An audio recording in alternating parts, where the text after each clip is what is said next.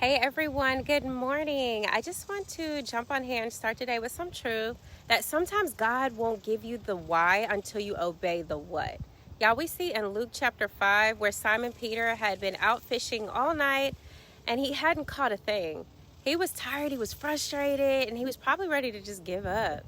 Then Jesus comes along in the morning and tells him to go back out and cast his net one more time, one more again. And Simon is like, Master, we worked all night long and we didn't catch anything. But if you say so, okay, we'll do it. And we see that in Luke chapter 5, verse 5. Y'all, let that sink in.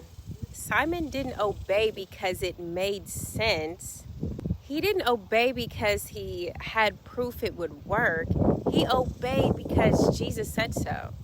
How many times do we get frustrated and tired and ready to just throw in the towel, but Jesus is like, try again. Y'all, this time the nets were so full of fish, they couldn't even handle all the fish, the provision that was coming in. Not only did he catch fish, but it was an overflowing blessing that the nets couldn't even hold it. But catch this, the miracle didn't happen until the obedience kicked in. Peter didn't get the revelation of Jesus's power until he chose to trust him wholeheartedly. Obedience unlocked what effort alone could not. Yeah, I believe this message is saying the same for you today. You got to try again. You got to launch out again. You got to forgive again. You got to apply again. You got to show up again. You got to trust Jesus again. You may not understand why. You may be tired. But if you move in obedience, God will reveal what's waiting on the other side of that yes you are so desperately trying to avoid. Today, don't wait for the blueprint, the why, the what ifs.